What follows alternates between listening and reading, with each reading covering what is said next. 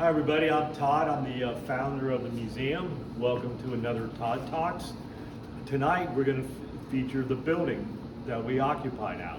Talk a little bit about our past and some of the buildings that we were in the past. So I'm standing here in the lobby right now. When we acquired this building, this was actually, there was a loading dock outside and this was the loading area. But what I thought I would do is just tell you a brief history about where we came from.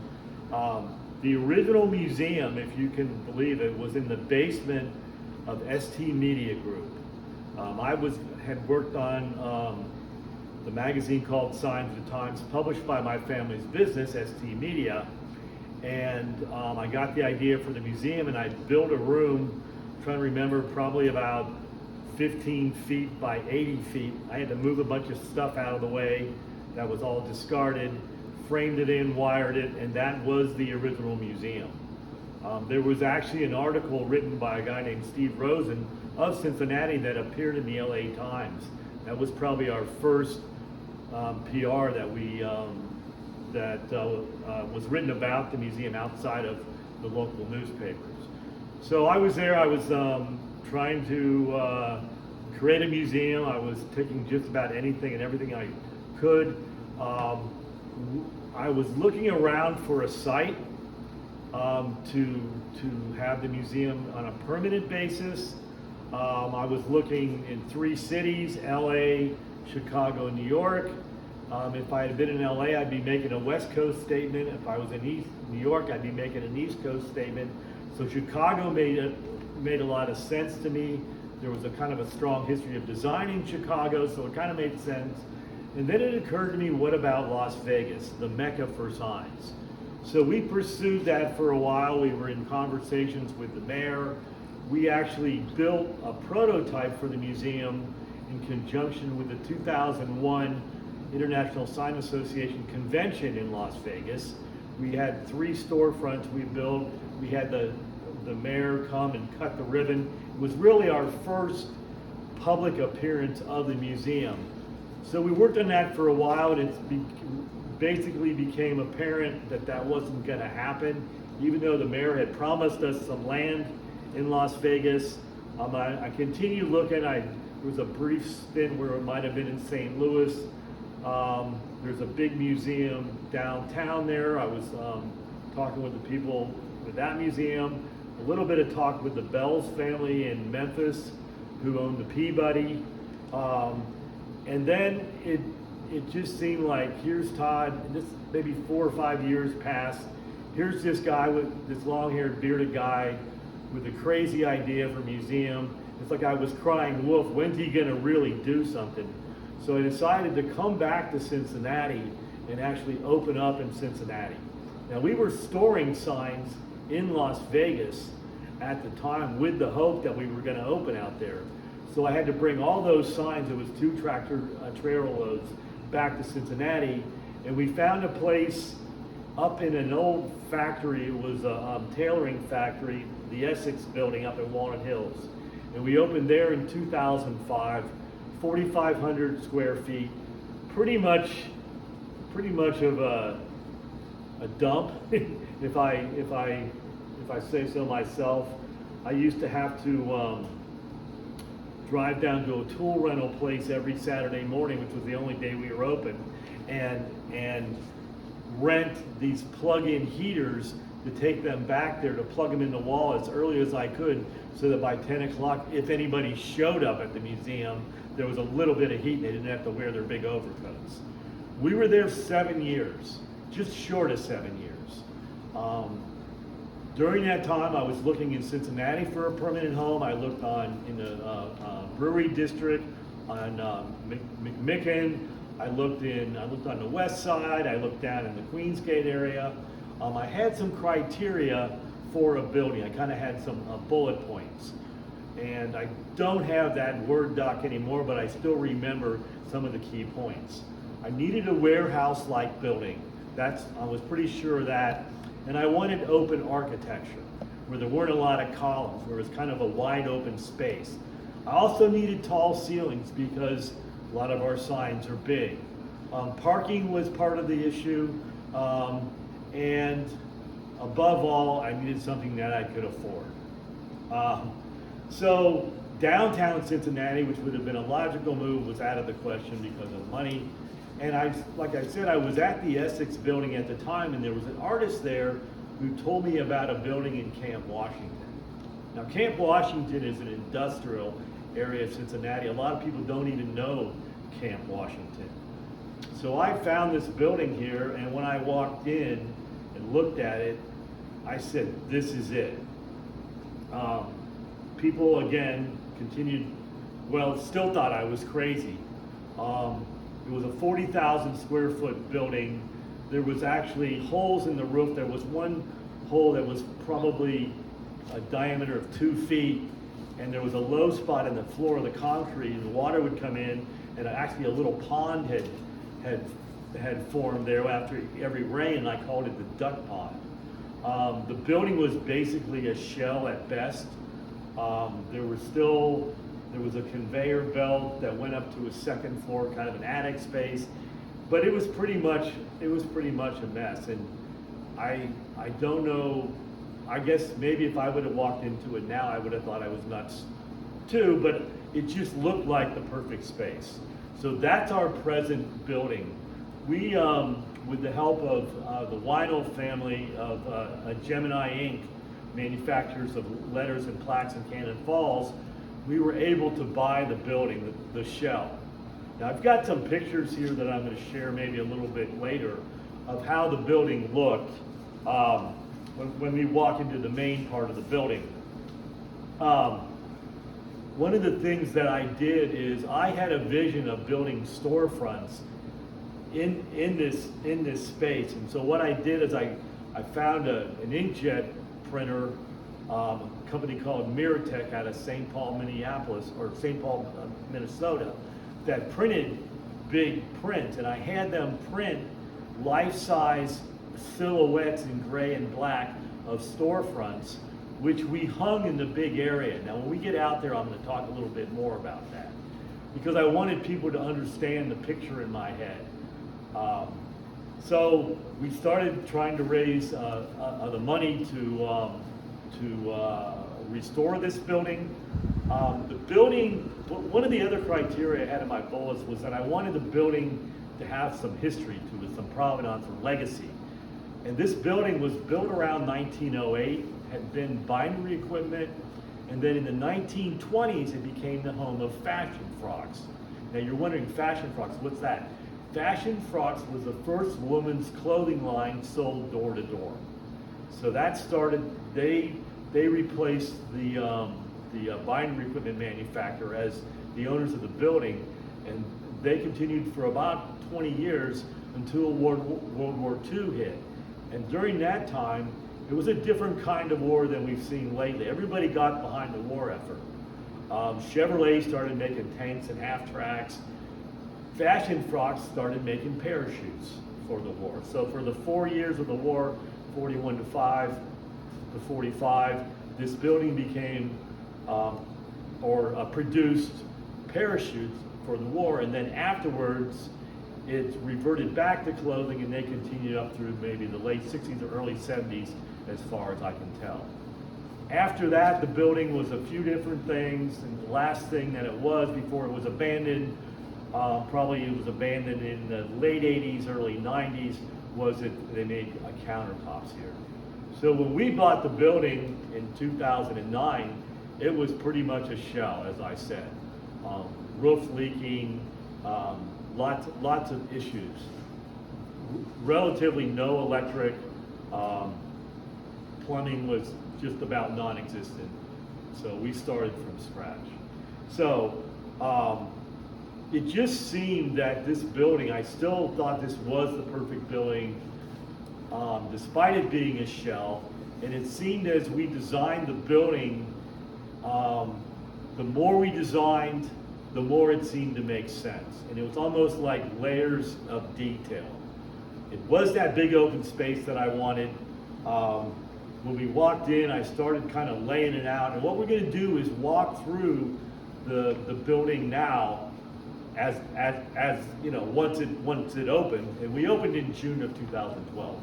Once it opened, I'm going to explain why things are where they are and show you some of the construction details. So let's walk up the ramp from the lobby into what we call the letter wall.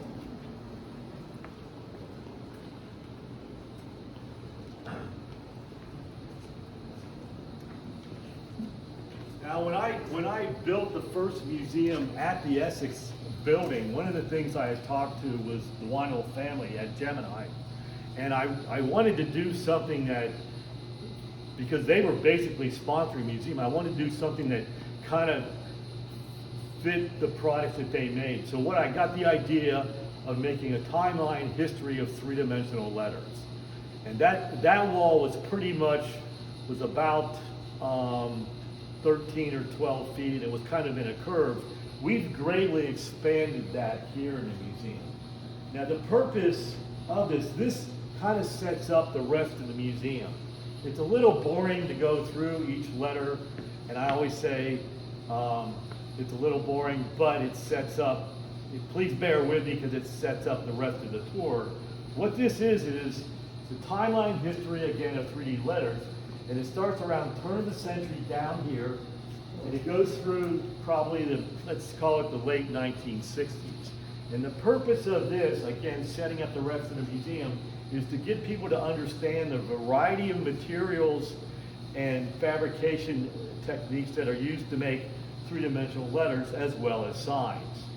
The other thing it does, and we'll talk about this a little bit later, is it begins to define the three periods of electric signs as I define them.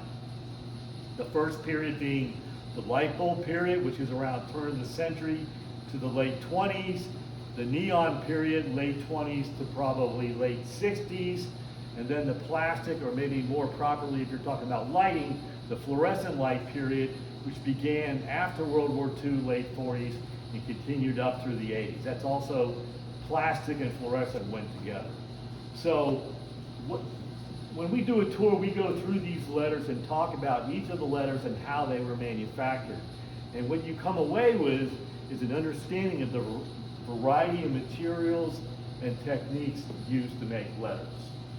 So this made sense for me to have this at the very beginning of the museum to set that up, okay? Now, as we go into the museum, one of the things I'm not sure people are aware of it, but when we were out in the lobby, the ceilings are about 10 feet high. When you walk up the ramp into the museum proper, the ceilings are at 16 feet high. But when we did the letter wall, I did the letter wall to just about, I think it's 9 or 10 feet, and you can see there's an opening above it. What I'm trying to do is, as you walk in the museum, I want to show you that there's something going on the other side of that wall, but it's not exactly apparent. Okay, I'm also showing a lot of depth here. So you go from 10-foot ceilings to, let's call it a 10-foot wall, and then 16-foot ceilings. And then when we go out on the main street, you go up to 28-foot ceilings. So I'm trying to build this tension or this excitement as the ceiling rises. I'm not sure if that people pick up on that, or if it's subconscious or not, but that was part of the intention of the design. I actually appreciate just the space usage to make it come in and be aesthetic and have so much packed into this space without feeling claustrophobic. Oh, well, thank you. Nice and open. Yeah, I call it organized clutter. Yeah, organized clutter. I like organized clutter. That's amazing. They did a good job. Well, thank you very much. Yeah, I think it's organized. It's organized in my head. I hope it makes sense to everybody else. And it sounds like it does. Yeah, I appreciate it. So, built the letter wall to kind of set up the history of signs. This back wall was added later, or the wall was existing, but we started acquiring a lot of early painted wood signs. So this whole wall became early painted wood signs. And I don't know if you can see it, but if you look down to my left, you'll see that the old window openings there. This was the original building. The lobby we were in was added later. We wanted to cover up those windows here, but we wanted to keep the patina of the walls. So this right here, you can see right above the ledges, the former window ledges, this is actually drywall and faux brick. We have a guy that we work with named Mike Call that's excellent in doing faux finishes. And he came in here, we drywalled it, and he came back in, copied the patina on the real brick, and extended it into the faux brick, the fake brick that fills in the windows. So that's one of these little details that I'm not sure everybody knows, but I thought that was something worth mentioning. So the first area we go to after this kind of boring lecture on the history of sign technology and materials, I always say we come to the fun part. Front and center is the big boy. Everybody loves big boy. This is a Kodak moment if I ever saw one, no pun intended. So we talk about the big boy a little bit. And then this whole area right here tends to be about painted signs. I just talked about the painted wood signs. We move into trade signs, which is usually a specific type of painted wood sign, although some trade signs are metal. We go over here, we talk a little bit about smalts, which was a technique or a material that a lot of sign painters used turn of the century up through actually the 50s. We have the show card area right here. Then we have an area on gold leaf.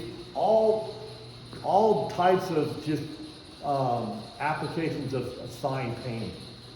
Okay? Now before, when we were on the letter wall, I talked about those 3 periods of electric signs.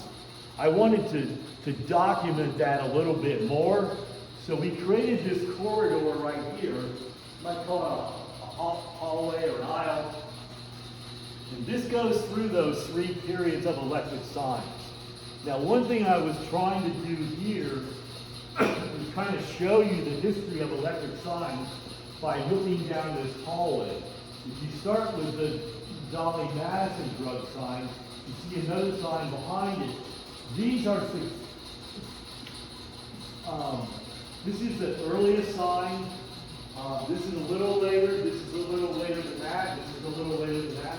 So you almost see a history of electric signs in these signs that are hanging down the middle. That's intentional. I'm not sure if people pick up on that, but I try to do sight lines. So it also draws you in because you can kind of see how they're staggered, might be a good way to say that. So we've got the light bulb period here. When we hung the signs, it was kind of crazy how I hung the signs. I had all these signs and I knew the ones that were priority to hang, and then there were some secondary ones. A lot of the signs, the way I designed it, I actually laid them on the ground, traced the outline of the sign, cut it out with a pair of scissors, and taped them on the wall to position them. Because if you look, it was kind of like, it really was a cut and paste kind of situation, where I was literally cutting them out of white butcher block paper, or butcher paper, and taping them on the wall. Okay? I didn't want to put a lot of copy on the wall. I wanted it to be pure sign, so we made these little stands here that got all the, what we call descriptors on the various signs. So we go through the 3 periods, pre-neon or light bulb period. I kind of ran out of space. I really like this period. So we continue the pre-neon or light bulb period on this wall here, and then we go into the early neon period, which you can see. A little bit later neon, post-World War II, up to the 60s. And then the back wall, I needed to put something here. Quartz enamel is one of the major type of collectible signs. We've got a whole wall here of porcelain enamel. And one of the things that was really cool, I was at a flea market, and there was these boxes of porcelain enamel letters, all individual. And I said, boy, it'd be really cool if I could spell porcelain enamel out of porcelain enamel panels. And as I started going through them, I got out the P, I got out the R, I got to the end of porcelain. I'm going, oh man, this is gonna be really cool if I get an E-N-A-M-E-L, and indeed I did. So that's just kind of a neat little thing that I was able to get. We also like salesman samples. One of my favorite things, so we got a lot of salesman samples here. These in particular right here are unusual applications of porcelain enamel, here in combination with a neon sign, and here in combination with a neon sign. It's not something you usually see in a little POP sign. They've got a little panel here of porcelain enamel. Here they hid the transformer for the neon in a porcelain enamel box, which I thought was kind of clever. Now, all these signs, we're talking about the history of electric signs in this corridor. We had one sign that we kind of put out here all by itself. Now, this is an illuminated sign, but it wasn't an electric sign, so I wanted to include it in the history of electric signs, but maybe the history of illuminated signs, this is the one illuminated sign that's not electric. It's actually a gas-fired sign. So that's why it's positioned here on a little island all by itself. It kind of fits with the electric sign because it's illuminated, but it needs to stand by itself. Okay. Another kind of neat little thing that happened is there's a lot of little themes going through here.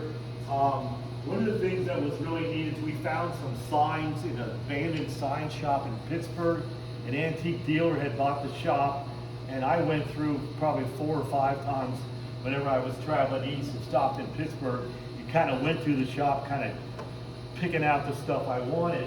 And one of the things I used to like to buy were sign cabinets, we call them sign cans, that didn't have neon on them.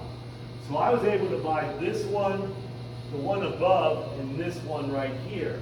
Now if you look, a lot of sign companies would, if they were a smaller sign company, they might hand letter their name on the sign cabinet. Other companies that were larger companies might have, if you look up here at the Stall Cup neon, it's got a screen printed aluminum plate with Stall Cup neon on it. Or if you look at this sign up here, G.A. Levy actually has their name in the porcelain. This was a smaller company, so they hand lettered their name, Gus Mitchell neon signs. And what's really cool is, you can see the Gus Mitchell neon sign logo. We've got the Gus Mitchell neon sign right here. So this guy made this sign, and his logo's not on that, but it came out of the same shop. So I'm going to make the assumption that that it was made by Gus Mitchell. So that's something a lot of people miss, but it's kind of a fun little piece. We were able to put these side by side. Then that third period of signs we were talking about is the fluorescent light period, or what I call the plastic period, that late 40s to maybe early 80s. And so we've got plastic signs here. Now one of the things that happens is that the neon period kind of ended in the late 60s, or the core of the neon era ended in the late 60s. Plastic started in the late 40s. Those two periods kind of overlap in the 50s. So you see a lot of signs in the 50s have neon and plastic in the same sign. So I kind of had to show where the neon period and the plastic period overlap. And this sign is a perfect example of that. You got the neon golfer sitting on top of plastic golf ball. So this sign kind of represents the overlap of those two periods. The other thing is I didn't have a lot of space for some bigger neon signs, so I reserved the wall back here for larger, mostly 50s era neon signs, except for the Howard Johnson sign, and that's from 1962, and that's actually from Times Square. Now, when we're talking about the 60s, late 50s, you kind of have to talk about that mid-century modern stuff where there's a lot of space age. This sign represents that period. It takes a lot of space.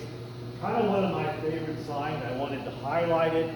And also, as you can see, it needed a lot of space because you can go up and look at it, But you gotta be careful because there's two spikes that come out. Therefore, we had to put this fence around it. So if somebody's up like this, they don't get knocked over with the spike pointing at you. So this sign's like front and center. And if you look, we try to frame this in. We've got some signs over here, the deli sign, the Fergie sign. We've actually got a big plastic sign that's going to go up here. So, you know, again, that organized clutter look, I want to fill up everything, but I don't want it to look too cluttered. There's some kind of balance there that I'm always trying to achieve. Now, there is one little area over here. Besides salesman samples, I really like signs still in their original crates. And we started acquiring some, so I didn't know where to put them. This seemed like a logical place because most of the signs that we have that are still in their original crates are either neon or plastic. And since this is the convergence of the neon and plastic era, this makes sense. Okay, so we've got these signs here still in their original crates, some plastic, some neon, and then these signs as well. And then we had the big bear sign, and it's so huge I didn't know where to put it. I kind of wanted the signs still in their crates to be at eye level, so it wouldn't make sense to stack more of them up. So the big bear just kind of slid right in. He's one of our favorite signs. Came out of Columbus, Ohio. So the purpose of all the area we've been through so far is to kind of, starting with the timeline history letter wall, provide you a history of fabrication and materials, then go through some of the types of sign painting, the specialty things like show cards or gold leaf. Then we educate you a little bit about the 3 eras of electric signs, a little bit about porcelain enamel, and then we go into what is probably might be the feature of the museum, and that's what I call signs on Main Street. So we're going to walk out there. And before, when I was talking about the big banners we printed with the silhouettes of the storefronts, these originally hung out here on Main Street, and you'll kind of see what I mean as we walk out here.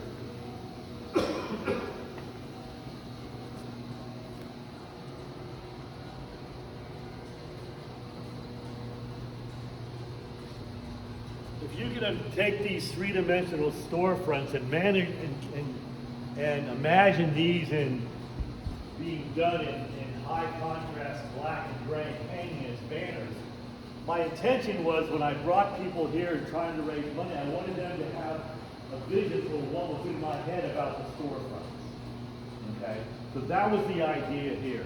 Now, laying out Main Street was really fun, but it all revolved around this McDonald's sign. The sign is too wide to make it straight across at a 90 degree to the storefronts. It had to be at an angle. I didn't want it in the center of Main Street because it would divide Main Street into 2 halves, so it's so tall. It had to be at one end or the other. It had to be on an angle, and it had to be between trusses. So the first thing I did, I figured that out, and the first thing I did was kind of cut and paste, not literally tracing it like I did with the other smaller signs, but kind of drew the footprint of this sign here on Main Street. Now I knew I wanted the center of Main Street to be more open so it didn't feel closed off. I had the Howard Johnson sign, and I needed to put it so the big tall McDonald's sign and the Howard Johnson sign kind of offset each other. And if you look, one of the other things that I thought about in doing Main Street is I wanted some openings. I didn't want Main Street to just be a solid block. I wanted to break up the storefronts because, you know, there's side streets off Main Street. Plus I wanted people to have access to go back here. So we put a little aisleway in here.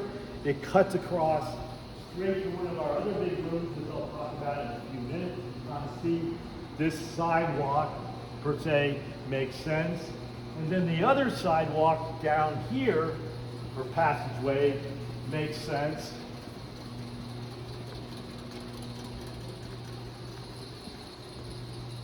Because it's a straight shot down to the restrooms in the lobby.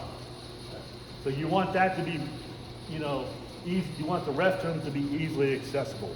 So all this stuff that I started thinking about, it just kind of kept laying itself out.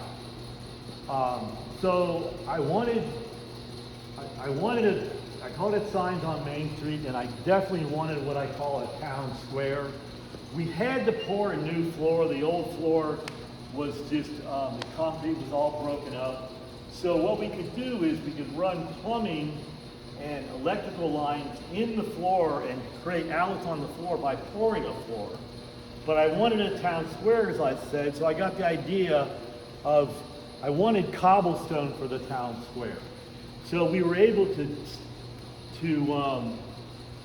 stamp the concrete to feel like cobblestone. You can think of town squares, especially in the East, especially maybe in New England or Philly or New York, there's often cobblestone. So that's what we are trying to achieve here. And I originally wanted to do curbs for the sidewalks, but we couldn't because of building code, because of handicap access, etc. So I got the idea, let's just tint the faux cobblestone to kind of separate from the quote-unquote sidewalks. Now, if you look here, we tinted this, but we didn't do cobblestone. One of the things that I knew that had to happen if this museum was going to be successful is we needed to do events here. We needed to raise money, operating capital, through events. And my idea is a lot of the events, the cocktail party kind of event, would happen out on Main Street. And my original thinking was this could be where a band would play and people might dance. So you don't want cobblestone on a dance floor. So even though it's tinted, it's not the cobblestone stamp pattern for that reason. It's kind of evolved where that ends up being a bar, but not so much a dance floor. But that was the thinking at the time. Now, I have to admit one thing. Everything, like I said, as I started designing it, each time I went down to another layer of detail, it just made sense. Cutting and pasting all those signs in the wall to fill the wall, but still have white space around them so you could view them. One of the things that happened that's a mistake. No one likes to admit mistakes, but there is a mistake here, and it drives me nuts. If you look at this Firestone sign, the big vertical Firestone sign, that was supposed to be over here, on the other side above the man door. I wanted to highlight this storefront because of the exquisite gold leaf on it.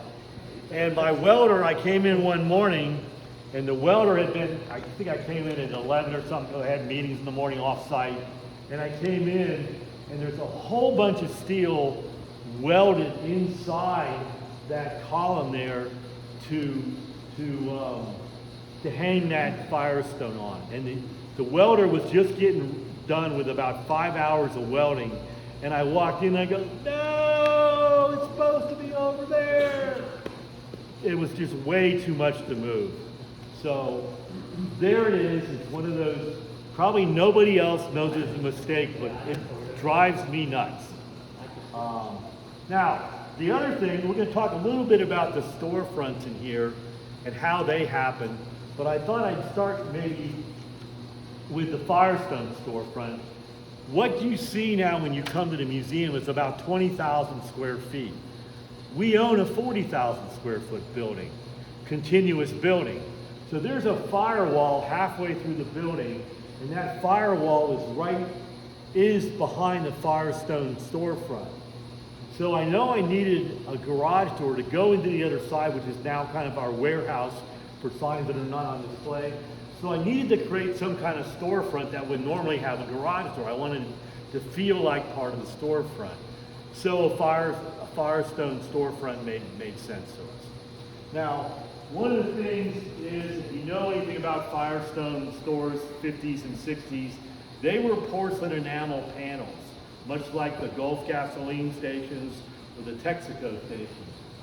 We didn't have porcelain enamel, but what we used is a material, like a composite material, aluminum clad foam board product called Dye Bond. And what we did is we scored it with a saw to make it look like porcelain enamel panels. So we made faux porcelain enamel. A little bit later on, we're going to talk about real porcelain enamel in the storefront. So let's talk a little bit about the storefronts here and how they happen. The idea of signs on Main Street, if you think of most downtowns in the Midwest, if they haven't been knocked down completely and rebuilt, most of the architecture is turn of the century. Some of those buildings might have been remodeled in the 20s, some in the 50s, some in the 70s. So if the original downtown is still there, what you end up seeing is a hodgepodge of different architectural periods as different storefronts were remodeled. And that's what I was trying to go for, because what I wanted to do with the storefronts is hang signs on them from different periods. So each storefront is designed backwards. It's designed around a sign we have. We're going to walk back here. I'm going to talk about some of the key storefronts that some of you will remember, some companies that are no longer with us. And in particular, I thought I'd mention Marshall Field. These porcelain enamel Marshall Field letters came off the flagship store on State Street in Chicago. Now, Marshall Fields was way after turn of the century. These letters are way after turn of the century. But if you had a turn of the century building, you would often keep the storefront windows that were on the ground floor as storefront windows and cover up the smaller windows on the second and third floors with what I would call architectural panels, and then maybe put up a sign like this. So that's what we did. We covered up what the supposed second and third story windows and slapped the Marshall Field logo up there.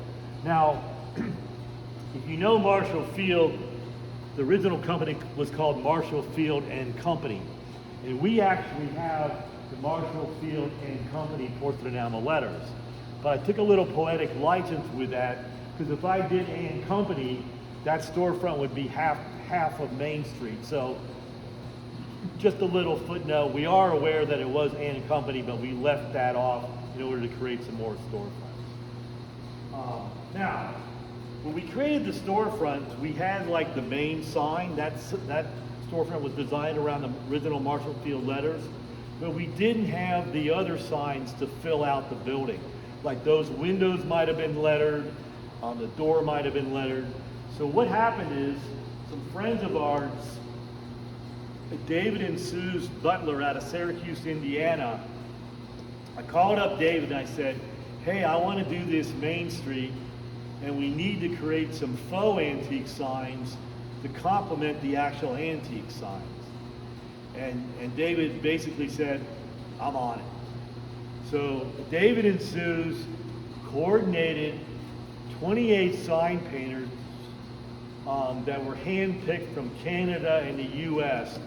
And they came in here and created all the faux antique signs for the storefronts that complemented the original signs that gave the name to the building, if that makes sense. So, for example, Marshall Field storefront, this was Jeff Lang's project out of Pittsburgh, Pennsylvania. He designed these windows in a 50s style, because this is a 50s redesigned or restored storefront. The Marshall Field letters are 1950s.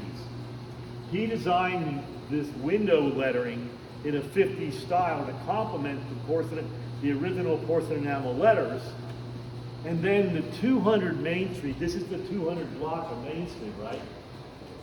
That 200, he took that from a mid-century modern building in Pittsburgh, used that same font, carved those out of high-density foam, and gilded those letters.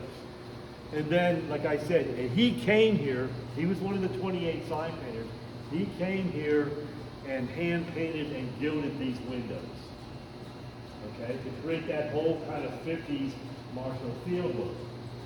This storefront here is a late 30s storefront. The Ignat Mayor's Tavern sign is late 30s neon sign from East St. Louis.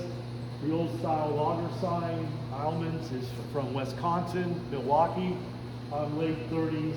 So, because we were designing a late 30s corner bar, we didn't have the original Ignat Mayor's bar sign, so the sign painters created that sign brand new and then distressed it to look like it was old.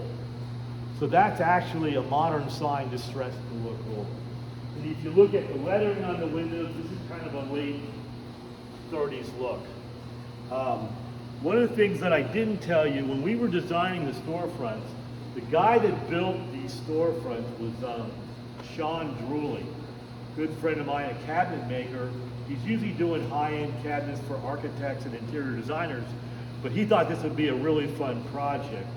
What he and I did is, we went over to Covington, Kentucky, across the river, whose a lot of its downtown is still intact, late 1800s, 1910, etc. We went to there, we went to Northside, we went to over the Rhine, and we took pictures of architectural detail. For example, if you look here in downtown Cincinnati, you'll see a lot of storefronts that have a step up, kind of a little landing that's tiled. This is pretty prevalent in the sections of OTR over the Rhine in Cincinnati that are still intact.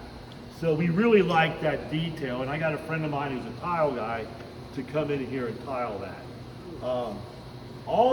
Most of these columns, most of the detail work on this is actually high density foam. Not all of it, but a lot of it is carved and routed high density foam. All of the patina on the buildings was done by that same guy, Mike Kalb, who filled, quote unquote, filled the windows with brick, with faux brick. Okay. What I wanted the buildings to have a certain sense of detail, but I didn't want to highlight the buildings. I wanted to highlight the signs. So all the buildings are painted or finished in kind of an earth tone color, so that the signs stand out. I'm not sure if that's apparent, but that was part of the plan. You go to this storefront here, the Laney's. This is late 40s. This came out of Oklahoma City. So we created a late 40s storefront. This was actually more or less a copy of a building in downtown Cincinnati on Main Street. We basically, all the columns and all that was basically, a copy of that building. Now, the original sign, late 30s Delaney, or late 40s Delaney's, again came from Oklahoma City. So one of the sign painters that came here, Dave Carell from Milwaukee, he was one of the 28 sign painters. He created a faux antique sign in the same design motif as the Delaney sign, created that here, and then he lettered the windows in a late 40s look as well. So we had a late 40s storefront. So every storefront is from a different period, based around an original sign that we had. The sign painters came in and filled in with the faux antique signs. Now we actually have a plaque here honoring the 28 sign painters. So I don't know if you'll be able to capture this on film. There's a lot of light bouncing and stuff. But this was completed in June 23, 2012. It's in memory of Rick Lawson and Lola Gray. A lot of you don't know who Rick Lawson is, but we called him Daddy Feingold. He was the expert at restoring reverse glass signs, and that period is roughly late 1800s to 1910 or 1920. Rick was kind of the hero of all these 28 sign painters. He had passed away before we started working on the museum, but there's a number of his original pieces that he restored inside the museum. So everybody wanted to honor Rick, and Lola Gray was his, maybe sidekick is not fair, but certainly was supportive of him and ran his store of sign supplies. So all the storefronts we built from scratch, again, based around an existing sign that we had, except for this storefront. Now we were on our last storefront and we were starting to frame it. I forget what we were going to make this. I don't even remember now. And there was a hardware store in downtown Cincinnati in the Over the Rhine section on Vine Street called Ross Hardware. And that's how it's pronounced because it's German. It's not Rho apostrophe S, it's Ross. This was in part of the OTR redevelopment. This is going to be turned into a wine bar. So we asked the family if we could have the Ross letters. And then we found out they were going to tear off the porcelain enamel panels and discard them and scrap them. So we asked them, could we have those panels? And they said, sure, we don't want them. So what we did is we documented the building, we removed all the porcelain enamel panels and recreated that storefront using the original panels almost exactly the way it was. We even got the original front door, complete with the bent handrail and the patina. Now this lettering, when we got that door, it had more modern vinyl letters, computer cut vinyl letters, which is not gonna work for us. So the sign painters scraped off the vinyl letters and re-hand lettered it in a 40s style. If you remember when air conditioning, well, not all of you are going to remember, but when air conditioning became available in the late 40s, early 50s, that was a big deal. If you had air conditioning, you'd highlight it. So they had it, come on in, it's air conditioning. That's my dad used to pay a nickel for the movie just for the air conditioning. There you go. There you go. Exactly. Big thing back then. The one thing that's not known about this, we had to get the panels down in one day. And we worked well past 6 o'clock getting the panels and bringing them back here. At the time, I didn't have a very big trailer, so we had to make a couple trips. We forgot and left a couple of the panels, I think 2 or 3, out on the loading dock. And when we came back the next morning, they were gone. So we had to replicate 3 of the porcelain enamel panels. And if you come in close on one of these, what you're going to see is that the panels are not smooth. There's actually a texture in these. So the welder that we used, Dave Warner, he was able to create the panels out of metal and then actually create that same texture, which I don't even know how he did it. But it's almost really hard to tell which one of those, which 3 of those panels are retro made. One of the things about this building is typical of architecture, factory buildings in the late 1800s, early part of the 1900s. Most of those buildings were in the shape of a T. So that section that goes up, they call that a clear story. So the reason why is they would put windows up there because turn of the century, electricity wasn't available everywhere. And those windows would allow lighting in the daytime for the factory workers.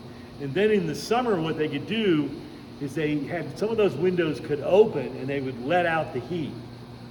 Now, that's what kind of building this is. This is one of those buildings shaped kind of like an upside down T with the clear story which runs down Main Street. Now, what I want you to do is be able to look at the storefronts. If you look right here between the Hoffman signs and the Delaney's, you'll see up there the actual windows. Those were the original windows. What we did is we painted them out. That's single pane glass. And so most of our electric bill would be going literally out the window. So what we did, we went out on the roof in front of the clear story and framed with 2x6s and insulated all of that and then sided that so that we're not losing all our heat. It also controls the light. We want to control the light in here. We don't want any sunlight coming in. So that served two purposes.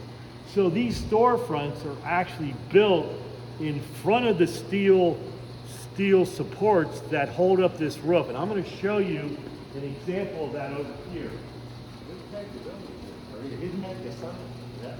That was when the sign was up on Essex Studios. It was outside. That's kind of a rough neighborhood. Yeah, And that's pretty good. Yeah. I'm going to show you in here kind of what we did. You look right here, here's that, see that green, that's that steel column. So we built the storefronts in front of the steel columns. That's amazing. So that you could get that jagged skyline, okay? All of the storefronts are hollow, or 5 feet hollow, which was, if they were hollow at all, they had to be 5 feet by code. So we set the windows, we built boxes for the windows so that we could display items in the windows and not have anything inside the storefront, if that makes sense. So one of the other things is we have heating duct running, HVAC ductwork running on both sides of Main Street, and we hid those inside the storefront, except you see right here in the openings. Okay, that's another thing that we did. Now, we haven't been in the last part of the building. As I said, I knew if the museum was going to succeed financially, we had to do events, so I kind of saved an area for events. This is obviously a big area. The signs in here are all signs of Cincinnati, the neon sign. This whole wall, so we had to kind of do an homage to people in Cincinnati. Most of the events we would do, I would think would be largely people in Cincinnati. So we thought this would be a good conversation piece. So we had another wall here, and I didn't want to put a lot of bright, flashing neon signs on this wall. I had to do something kind of subdued, but I didn't want to waste the wall and just leave it blank. Now, every sign museum worth its salt, and not that there are that many sign museums, needs a mail pouch bar. So this is kind of a less in-your-face sign, but creates a great backdrop for here. If there's a speaker up here talking, then you're not going to want to have a bunch of flashing neon signs. This backdrop, as it were, is a really fun backdrop for one of the events we do, which is called Signs and Songs. We've had country music bands play here, bluegrass, blues. It's a perfect setting for a band to play. And once we had the mail pouch barn, we later got a Rock City barn, so it made sense to put that catty corner to our mail pouch barn. And the other part of the museum is we had to design a kitchen, like a prep kitchen, and obviously we put that in a wall or in a space right off the events area, which is right out there. I would be remiss if I didn't talk about Neon Works. One of the storefronts, all the storefronts in here are faux storefronts, except for Neon Works, which is actually a working neon shop. In fact, the last working neon shop in Cincinnati. Neon Works was located about 20 minutes up I-75. They were doing most of our work. I thought it'd be really fun to have a working neon shop inside the museum with windows so people could watch them making neon. So we worked with Tom Wortman, the owner of Neon Works, and he told us about how much space he needed. So we designed this as one of the storefronts on Main Street, and they actually have their own entrance out to Monmouth Street on the side street here. So they can conduct their business. Before COVID, we used to take people into Neon Works, and they would do an impromptu, maybe 20, 25-minute demonstration on how to bend and pump neon. which was something a lot of people enjoyed. They were pretty much blown away by being able to see neon being made and being 5 or 10 feet away from the guys as they bent the glass. So that worked really, really well. The other thing that we've done is we always had kind of a shop space. Let's come back here. This part of the building, this was not original part of that core building, as I said. This was probably added in the 50s. The ceilings were really low in here, not sufficient to have a tall garage door. All the signs that you see in here were brought through this garage door. But once the museum was built, we don't like to bring signs through here, through the warehouse, so we eventually cut a new garage door back on the warehouse side. But this is, there's still a loading dock out there, and we use that for other things. But this is kind of the workshop. It's shared space between Neon Works and the museum. Some of their overflow is over here on these tables. It's also houses a lot of the neon glass that the museum has acquired from closed down neon shops, and obviously it becomes a part of the display. These signs down here change a lot. As we get new signs, we bring them in here because we don't have any place to put them out there. We don't want to squirrel them away out of sight on the other side where the warehouse is. Well, thank you for coming tonight. Yeah, thank you. I appreciate Thank you all very the stuff much. you're doing. Very